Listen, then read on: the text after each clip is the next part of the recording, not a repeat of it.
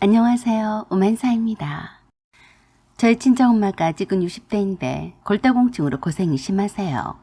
벌써 골tur상으로 입원을 하신 지 3번째가 되었어요. 좋아하던 에어로빅이나 등산 같은 것도 못하신 지가 꽤 되었습니다. 처음 골tur상을 당한 것도 에어로빅을 하시다가 몸이 삐끗했는데 몸을 잘 못 움직였어요.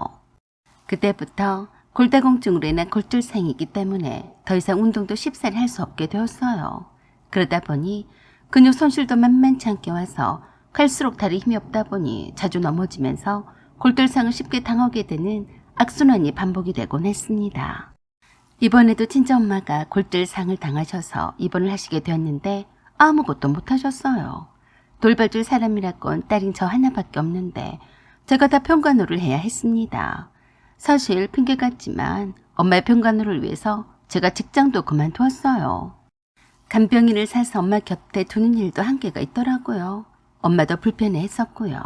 저는 저대로 퇴근 후에 엄마의 병원으로 달려가는 일도 피곤했어요.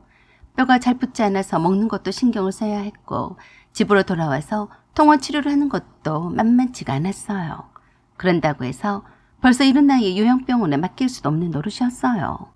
엄마가 이런 저의 고생을 감안해서 다시 골tur상을 당하지 않으려고 노력은 하셨지만 쉬운 일이 아니었어요.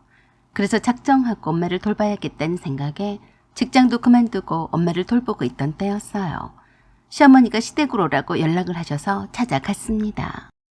어머니는 아직 퇴원은 멀었냐? 네, 뼈가 잘 안 붙네요. 걱정이에요.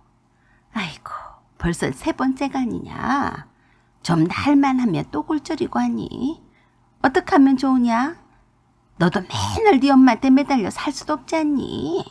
지금 너희들 애를 안 가는 것도 네 엄마 때문이 아니냐? 네.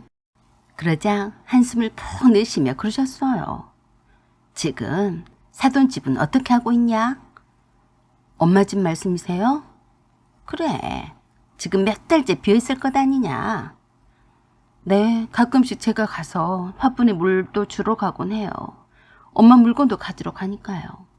그러자 제 앞에 탁 앉으시더니 그러셨어요. 그러지 말고 그 집을 그냥 비워두느니 파는 게 어떠냐? 네? 팔다뇨. 저희 엄마는 어디로 가서 살라고요? 너 내가 모른 줄 아냐? 네가 직장도 그만뒀는데 누구 돈으로 네 엄마를 먹여 살리냐? 다 내 아들이 뼈 빠지게 벌어다 준 돈이 아니냐? 내 아들 돈으로 병원 잔치 하는 거나 마찬가지다. 돈 무서운 줄 알아야지. 네 엄마가 살던 집을 팔아서 병원비도 충당하고 좀 좋으냐? 어머니, 병원비 문제라며 걱정 마세요. 아직 아드님이 빡빡하게 번 돈으로 병원비는 한 푼도 안 냈으니까요. 그 말씀을 하시려고 불렀어요? 다 하셨으면 이만 가볼게요. 저 바쁜 사람이에요. 내 말 다 안 끝났다. 뭐가 그렇게 바쁘다고 하냐? 남이 들으면 안 사돈이 죽을 병이라도 걸린 줄 알겠다.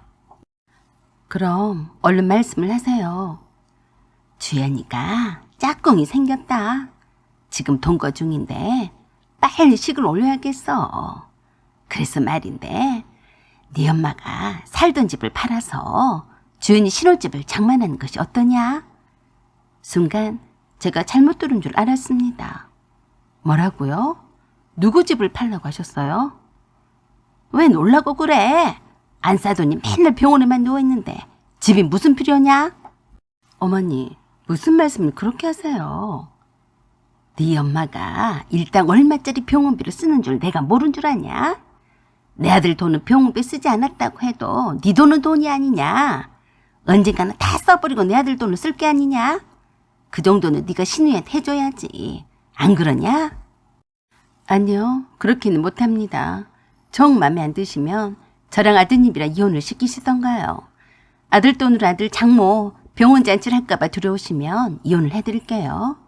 대신에 위자료는 두둑히 주셔야 할 거예요. 아셨어요? 라고 했어요. 뭐라 삿대질을 하시며 난리를 치는데 냅두고 나와버렸어요. 그런데도 포기를 못하고 남편을 얼마나 복가되셨는지 남편이 제게 그랬어요. 자기야, 장모님이 계속해서 병원에 계시는데 장모님 집이 놀고 있어서 아깝긴 하잖아. 어차피 장모님이 우리랑 함께 살 팔자인 것 같은데 그럴 바엔 차라리 빨리 팔아서 장모님 병원비라도 보태는 게 어때? 뭐? 너도 우리 엄마 병원비에 네 돈이 들어갈까 봐 무섭냐? 아니, 그래서가 아니라 엄마가 자꾸 주연이 신혼집 장만을 하는데 돈이 없어서 걱정이라고 하시잖아. 지금 주연이가 동거한지가 꽤 되어갔는데 그쪽 시집 쪽에서는 주연이랑 결혼을 반대한대. 그래서 아쉬운 대로 신혼집이라도 보태는 신용이라도 해야 한다잖아. 그래서 너도 우리 엄마 집을 판 돈으로 아가씨 신혼집을 장만해주자는 거지?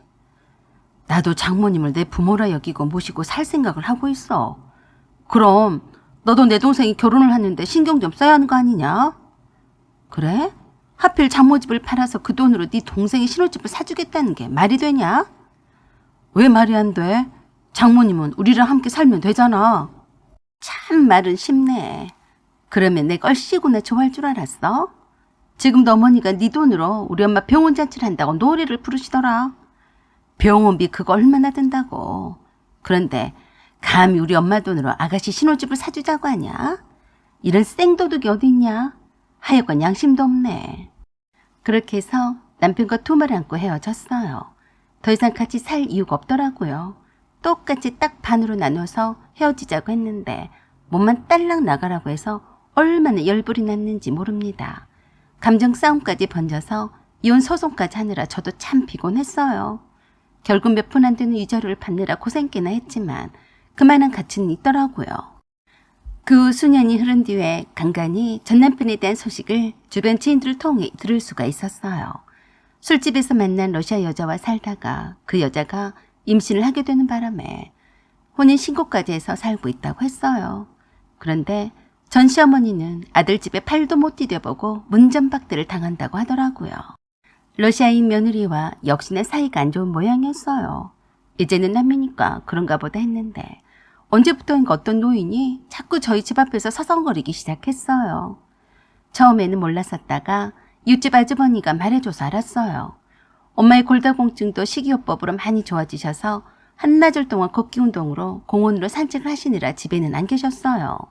그러다가 어느 날 우연히 엄마가 운동을 갔다가 돌아오셨는데 집 앞에서 노숙자 마냥 덩그러니 앉아있는 노인을 발견하셨어요. 며칠을 씻지를 못했는지 백발의 머리는 떡이 져있고 옷은 지저분하기 이를 데 없이 더럽기만 해서 엄마가 물었대요. 이봐요. 집이 어디예요? 아무리 물어도 멍하니 쳐다보기만 할 뿐 대답이 없어서 파출소에 신고를 하셨어요. 파출소에서는 이미 유명 인사였더라고요. 할머니, 여기로 또 오셨어요. 댁으로 가셔야죠. 모셔다 드릴게요. 라고 큰 소리로 말을 해도 못 알아듣는 눈치였어요. 파출소 경찰관이 그러더랍니다. 이분 이쪽으로 오신 건 이번이 처음이 아니에요. 벌써 몇 달째 이곳에 자주 목격이 되어서 신고를 받고 파출소로 모시고 왔다고 했는데 그때서야 알게 되었어요. 그 백발의 치매 노인이 전 시어머니란 사실을요. 역변한 모습에 알 턱이 있나요? 처음에는 본인의 이름이며 아들과 딸의 이름도 기억을 했다는데 갈수록 치매 진행 속도가 심해지는 것 같다고 했어요. 처음에는 볼일을 보러 나왔다가 왜 나왔는지 영문을 몰라서 오로지 생각이 나는 것이 저와 저희 엄마가 사는 집뿐이더랍니다. 갑자기 백지장처럼 아무것도 생각이 나지 않았으니 오로지 기억에 남는 곳을 찾아올 수밖에 없었다고 했어요. 저희 엄마가 그 모습을 보고 그러셨어요. 참, 그 전사돈이 안 됐더라. 몰골이 말이 아니야. 그런 치매가 있는 노인은 혼자 두면 안 되는데 아들이나 딸이 있으면 뭐하냐. 다 자기 살길 바쁘다고 신경도 안 쓰나 보더라. 이젠 파출소에서 연락을 하면 짜증부터 낸다더라니까. 말년에 그렇게 될 줄 누가 알았겠냐. 그 후로도 한동안 저와 저희 엄마가 살고 있는 집으로 몇 번 더 찾아오다가 그 이후로는 오지 않았어요. 자주 저희 집으로 온다는 말에 요양병원에 입원을 시켰다고 하더라고요. 그 이후로는 보지 못했습니다. 저희 엄마가 항상 건강하게 내 옆에 계셨으면 좋겠습니다. 사연은 여기까지입니다. 감사합니다.